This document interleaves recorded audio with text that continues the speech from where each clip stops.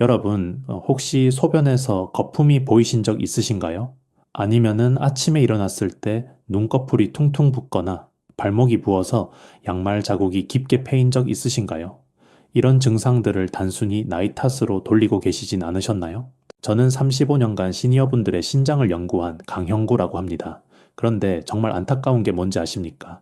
제 환자분들 중 상당수가 건강에 좋다고 해서 먹은 채소 때문에 오히려 신장이 더 나빠지셨다는 겁니다.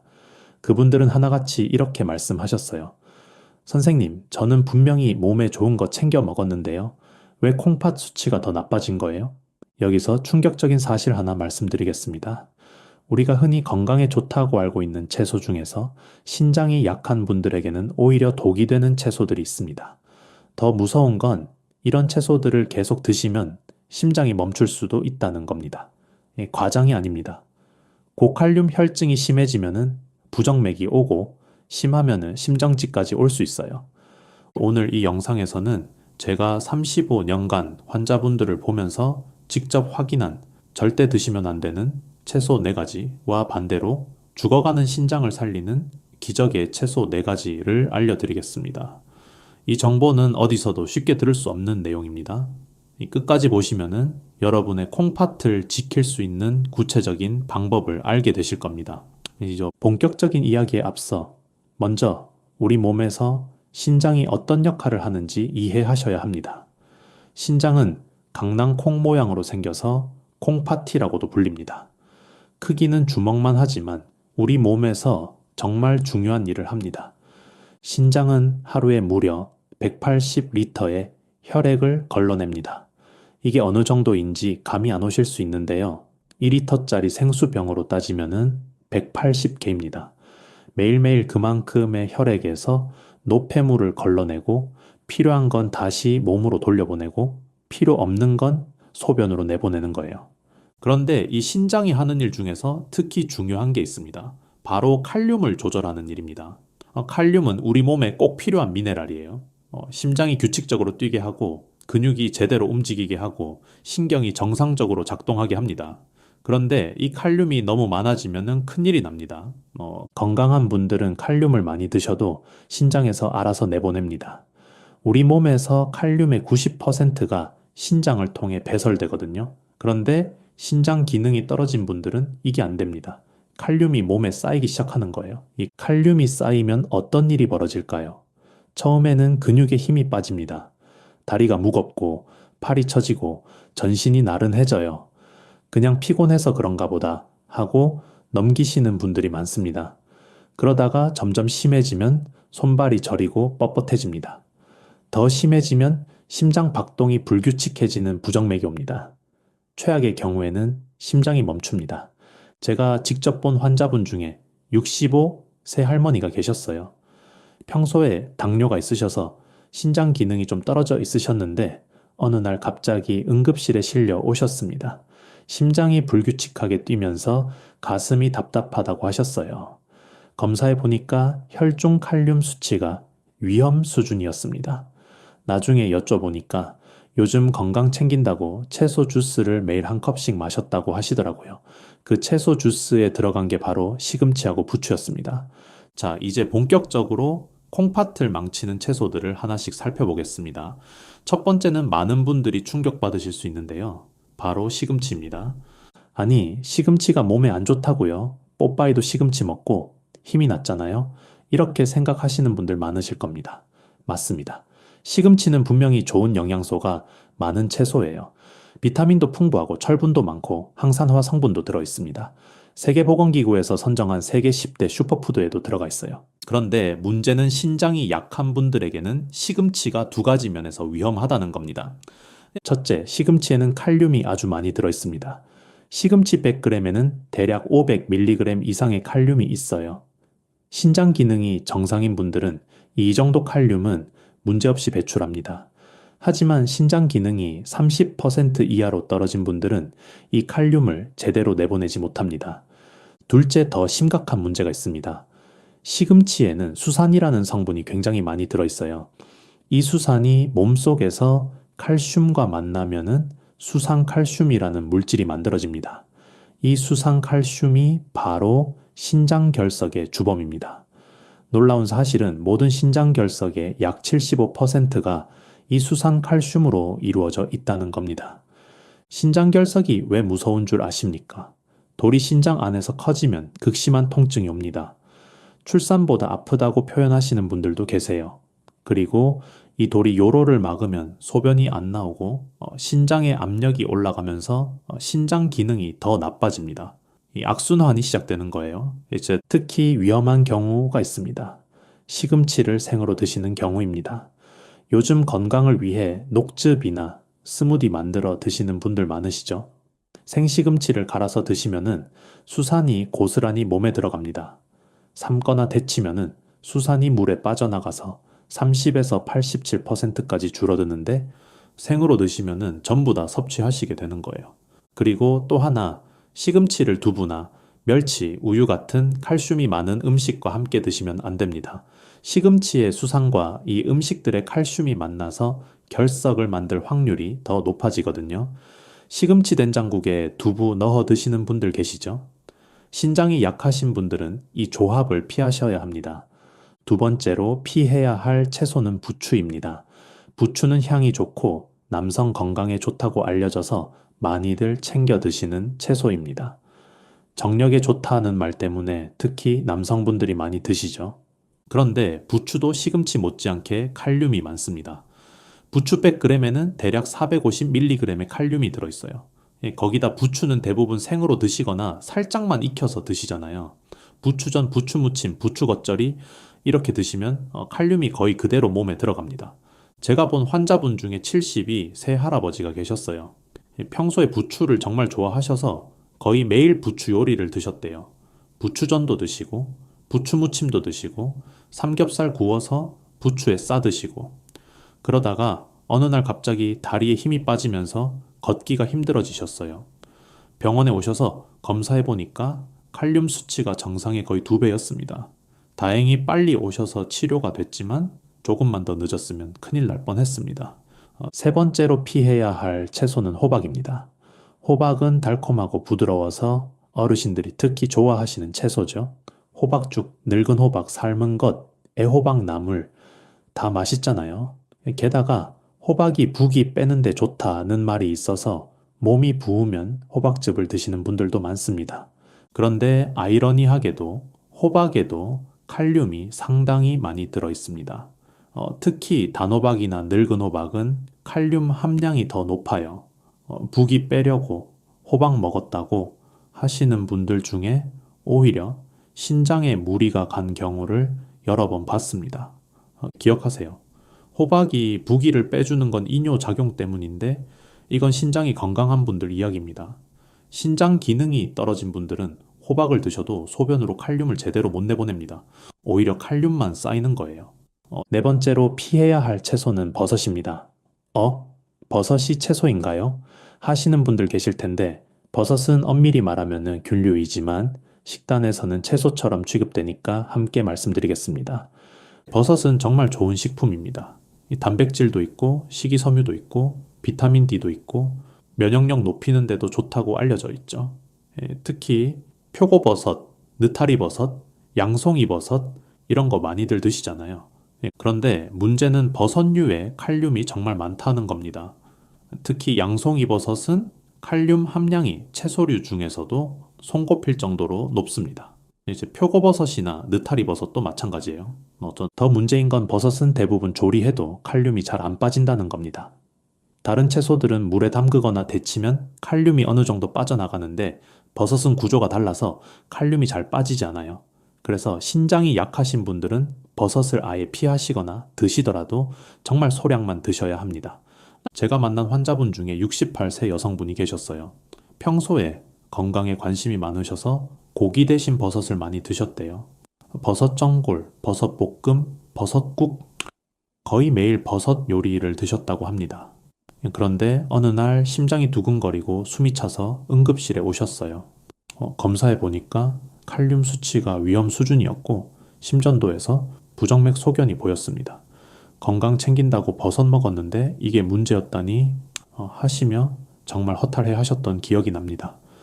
여기까지 듣고 나면 이런 생각이 드실 겁니다. 이렇게 중요한 건데 왜 아무도 안 알려줬지? 사실 의료계에서는 이 내용이 상식입니다. 신장내과 의사들은 환자분들께 칼륨 많은 음식 조심하세요 라고 분명히 말씀드려요. 그런데 문제는 구체적으로 어떤 음식에 칼륨이 많은지를 자세히 설명해 드릴 시간이 없다는 겁니다. 병원이 너무 바쁘거든요.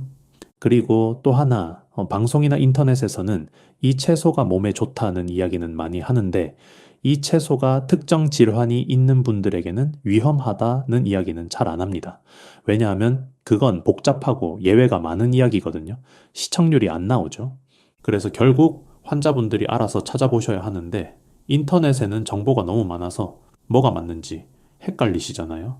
시금치가 몸에 좋다는 글과 시금치를 조심해야 한다는 글이 동시에 있으니까요.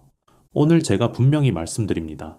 신장 기능이 정상인 분들에게 시금치, 부추, 호박, 버섯은 좋은 식품입니다.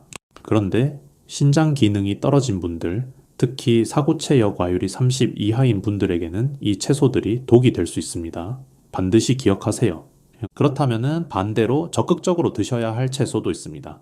이 채소들은 칼륨이 적으면서도 신장 건강에 도움이 되는 영양소가 풍부해요. 지금부터 하나씩 알려드리겠습니다. 첫 번째 기적의 채소는 양배추입니다. 양배추는 신장 건강을 위한 최고의 채소라고 해도 과언이 아닙니다. 왜 그런지 이유를 말씀드릴게요.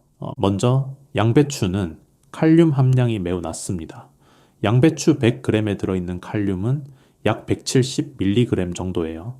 시금치의 3분의 1도 안 됩니다. 그래서 신장 기능이 떨어진 분들도 안심하고 드실 수 있어요. 둘째, 양배추에는 비타민C와 비타민K가 풍부합니다. 비타민C는 우리 몸의 산화를 막아주는 항산화 작용을 하고 비타민K는 혈액 응고와 뼈 건강에 중요한 역할을 합니다. 신장이 약해지면은 뼈도 약해지기 쉬운데 양배추의 비타민K가 이걸 막아줍니다. 셋째, 양배추에는 식이섬유가 풍부합니다. 식이섬유는 장 건강을 돕고 콜레스테롤을 낮춰주고 혈당 조절에도 도움이 됩니다. 신장 질환이 있으시면은 대부분 고혈압이나 당뇨도 함께 있으시잖아요. 양배추의 식이섬유가 이런 동반 질환 관리에도 도움이 됩니다. 넷째, 양배추에는 피토케미컬이라는 식물화 학물질이 들어있습니다. 이 성분은 우리 몸의 활성산소를 제거해서 세포가 손상되는 걸 막아줍니다. 신장 세포도 보호해주는 거예요.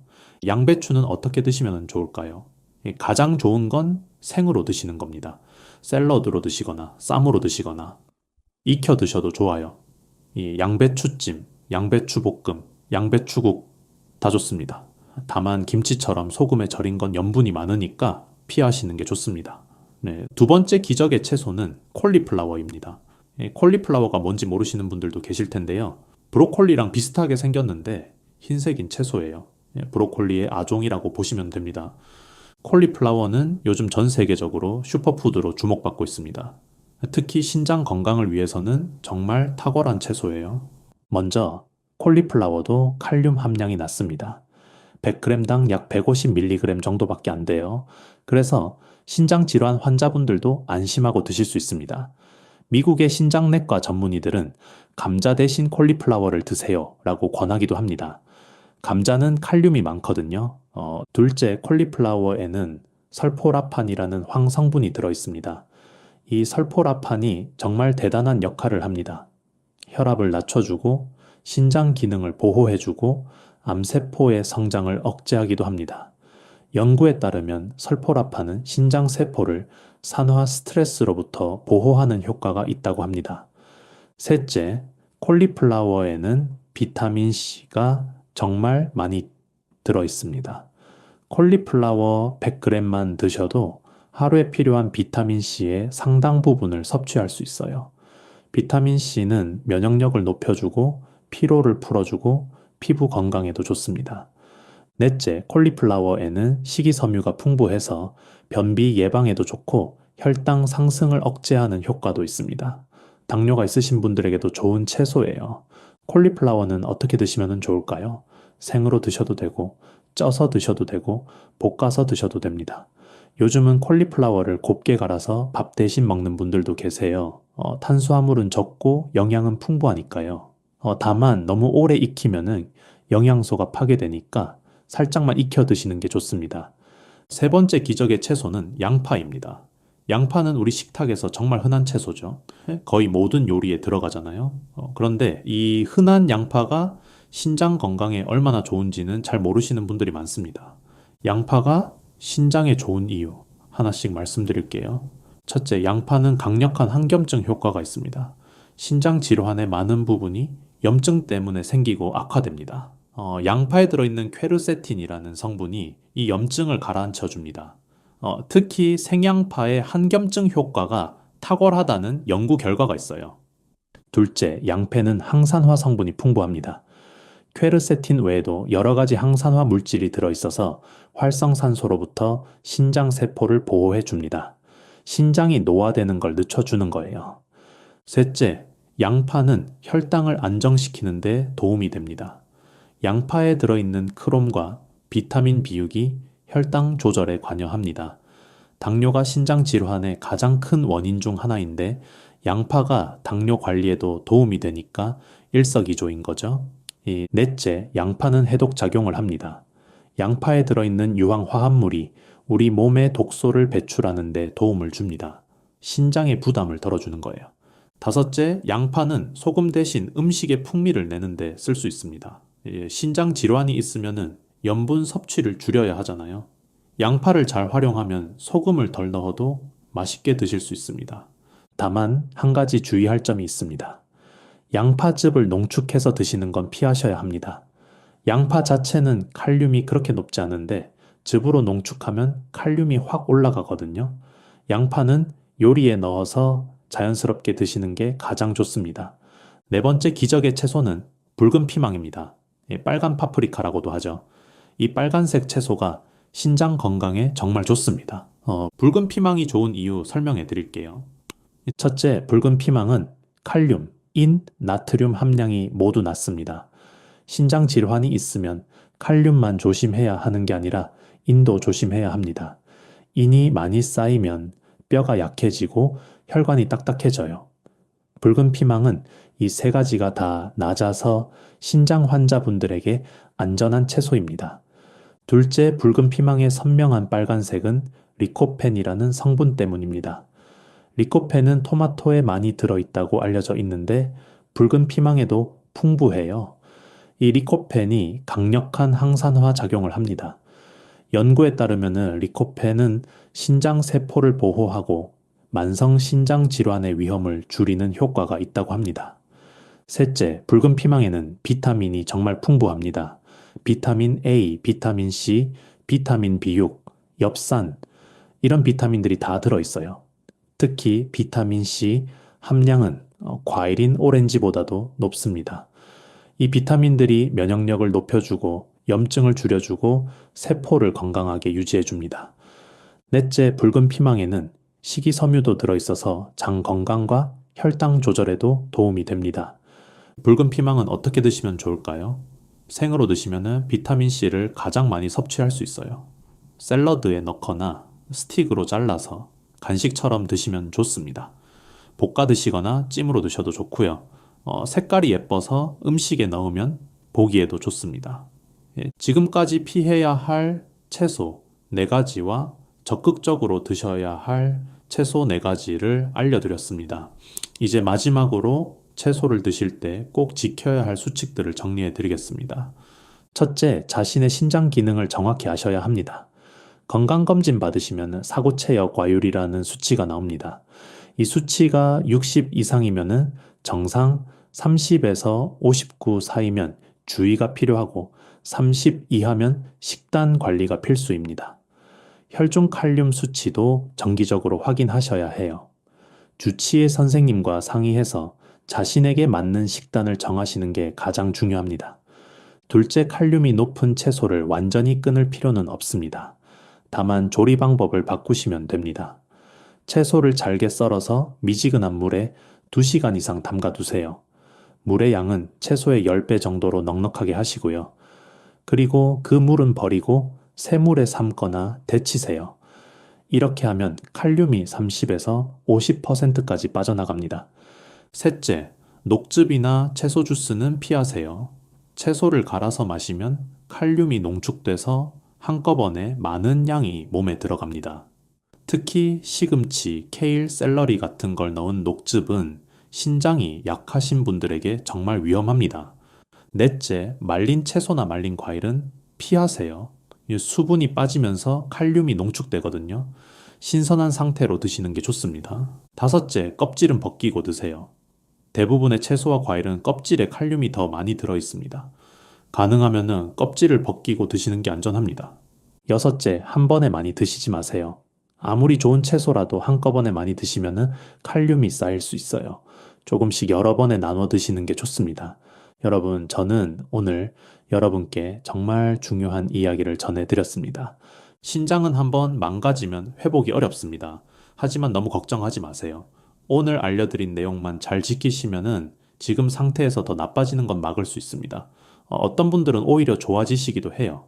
저는 35년간 수많은 환자분들을 보면서 이 사실을 확인했습니다. 식단만 바꿔도 정말 달라집니다. 68세 투석 직전까지 갔다가 식단 관리와 생활 습관 개선으로 70대 중반까지 투석 없이 건강하게 사신 분도 계세요. 여러분도 할 수 있습니다. 오늘부터 시작하세요. 냉장고를 열어보시고 시금치나 부추가 있으면 일단 옆으로 치워두세요. 그리고 다음에 장 보실 때 양배추와 붉은 피망을 사오세요. 이 작은 변화가 여러분의 신장을 살립니다. 마지막으로 한 말씀 드리겠습니다. 이 영상은 일반적인 정보를 드리는 것이고 개인의 상태에 따라 달라질 수 있습니다. 반드시 주치의 선생님과 상의하시고 정기적으로 검사 받으시면서 자신에게 맞는 식단을 찾으시길 바랍니다. 여러분의 건강을 진심으로 응원합니다. 오늘 영상이 도움이 되셨다면 주변의 소중한 분들에게도 공유해 주세요. 구독과 좋아요는 여러분 자신의 건강을 위한 약속이라고 생각해 주시면 감사하겠습니다.